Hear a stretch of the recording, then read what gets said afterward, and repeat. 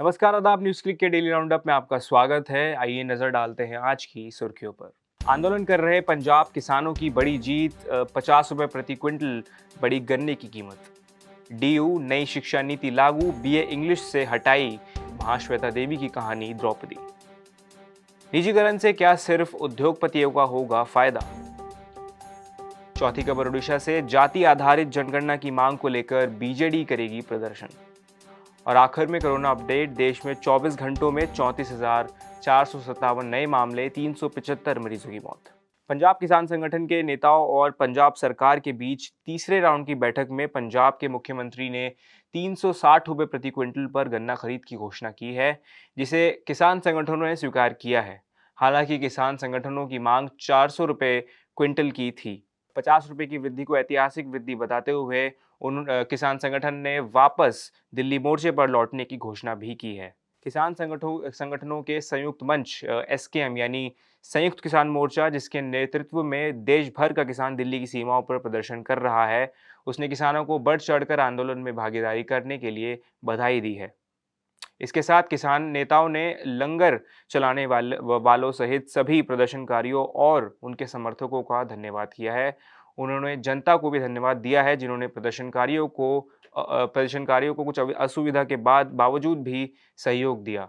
उन्होंने घोषणा की है कि जालंधर में अब विरोध प्रदर्शन समाप्त कर दिया जाएगा और सभी प्रदर्शनकारी किसानों से दिल्ली मोर्चा में वापस आने और इसे मजबूत करने का आग्रह किया है। दिल्ली विश्वविद्यालय एकेडमिक काउंसिल ने मंगलवार को अपने पाठ्यक्रम में बदलाव को मंजूरी देते हुए बीए ऑनर्स अंग्रेजी पाठ्यक्रम से महाश्वेता देवी की एक प्रसिद्ध लघु कहानी को हटा दिया है। परिषद ने मंगलवार को अपनी 12 घंटे की लंबी बैठक में 2022-23 से राष्ट्रीय शिक्षा नीति और 4 साल के स्नातक कार्यक्रमों के कार्यान्वयन को मंजूरी दे दी। इसके सदस्यों से एक मजबूत असंतोष को खत्म कर दिया। शैक्षणिक मामलों की स्थायी समिति ने सोमवार को अपनी बैठक में 2022 से 23 तक एनएपी के कार्यान्वयन को मंजूरी दे दी थी। कुछ सदस्यों ने कहा कि परिषद के एक वर्ग के विरोध के बावजूद बीए ऑनर्स अंग्रेजी के 5वें सेमेस्टर के पाठ्यक्रम और नई शिक्षा नीति को मंजूरी दी गई। इस मामले पर अब दिल्ली विश्वविद्यालय कार्यकारी परिषद द्वारा चर्चा की जाएगी।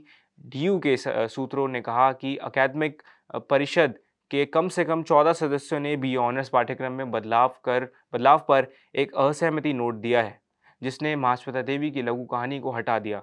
पाठ्यक्रमों पर निगरानी समिति ने पहले पाठ्यक्रमों में कुछ बदलावों का सुझाव दिया था, जिसका बैठक में विरोध किया गया था। एक ऐसी सदस्य मिथुराज धूसिया ने कहा कि हम ओवरसाइट कमेटी के अतिरेक का कड़ा विरोध करते हैं, जिसने मनमाने ढंग से नए स्नातक सीखने के परिणामों में ग्रंथों को बदल दिया है। उन्होंने कहा कि 2 दलित लेखकों बामा और सुकीर थरीनी को मनमाने ढंग से हटाया गया। उन्होंने कहा कि फिर महाश्वेता देवी की द्रौपदी जो कि एक आदिवासी महिला के बारे में कहानी है, उसको भी हटा दिया गया। चौंकाने वाली बात यह है कि इस निगरानी समिति में संबंधित विभागों का कोई भी विशेषज्ञ नहीं था, जिसका पाठ्यक्रम बदल दिया गया हो। इस तरह के निष्कासन के पीछे कोई तर्क नहीं है। मोदी सरकार ने सार्वजनिक उपक्रम की इकाइयों को निजी हाथों में सौंपने का फैसला किया है और कहा है कि इसके जरिए हम 6 लाख करोड़ की उगाही करेंगे। मगर सवाल ये है कि क्या इससे फ़ायदा सिर्फ मोदी सरकार के करीबी उद्योगपतियों को होगा? राहुल गांधी ने इस मुद्दे पर मोदी सरकार पर करारा हमला बोला है। अभिषेक शर्मा आज न्यूज़ चक्र में इस मुद्दे की चर्चा कर रहे हैं। देखिए वीडियो। 70 सालों में जो कमाई इस देश की थी, हमारी सार्वजनिक उपक्रम की इकाइयां, हमारी जो पब्लिक सेक्टर अंडरटेकिंग्स थे, उसे अब मोदी सरकार बेचने जा रही है। और मोदी सरकार का यह दावा है कि उसके एवज में हमारी 6 लाख करोड़ की कमाई होगी। 2 सवाल है। पहला सवाल, क्या मोदी सरकार पर विश्वास किया जा सकता है? दूसरा सवाल कि क्या मोदी सरकार की कथनी और करनी में फर्क है? और क्या इसके जरिए कहीं ना कहीं मोदी सरकार के जो करीबी उद्योगपति हैं, उनको फायदा पहुंचाया जा रहा है? अब यह खबर क्या है, यह आपको देखना पड़ेगा। निजी क्षेत्र को कमाई के लिए मिलेंगे सरकारी एसेट। वित्त मंत्री निर्मला सीतारमण ने की स्कीम की शुरुआत।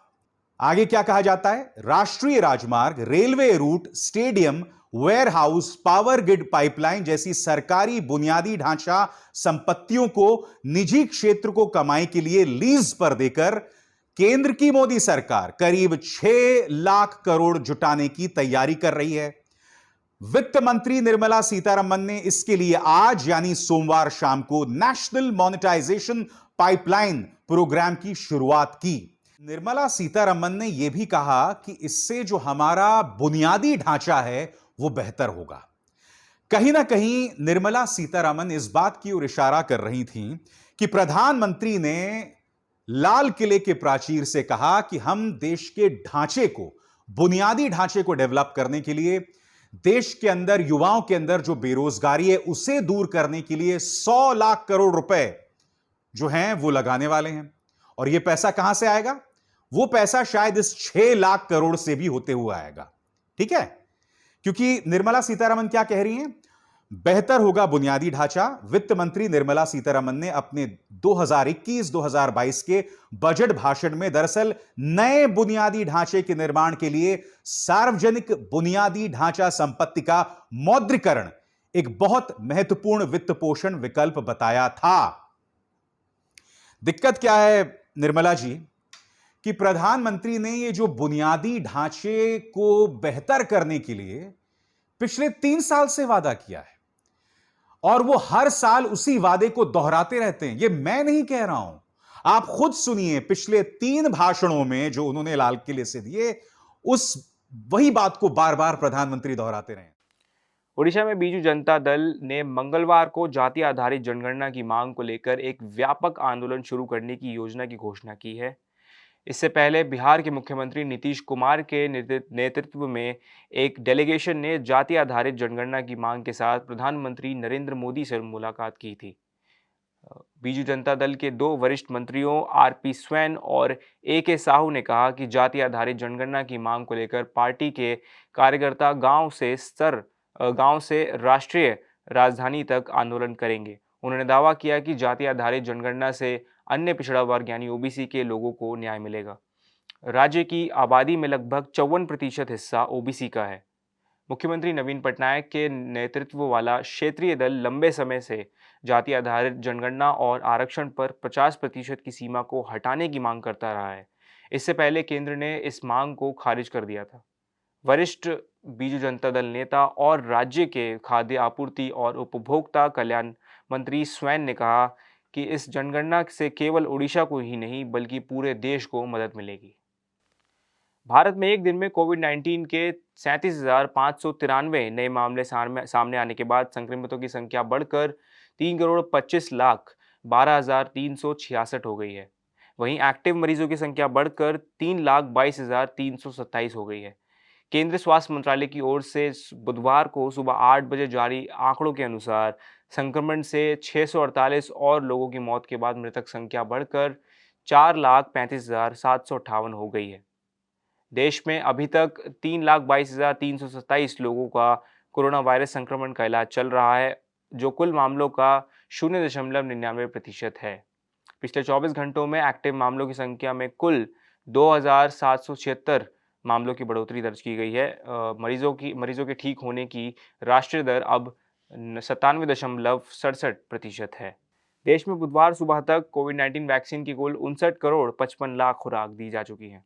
आज के लिए राउंडअप में बस इतना ही। हमारी खबरों को और विस्तार से पढ़ने के लिए आप हमारी वेबसाइट पर जा सकते हैं। हमें फेसबुक, इंस्टाग्राम और ट्विटर पर फॉलो करें और यूट्यूब पर सब्सक्राइब करें। न्यूज़ क्लिक देखने के लिए शुक्रिया।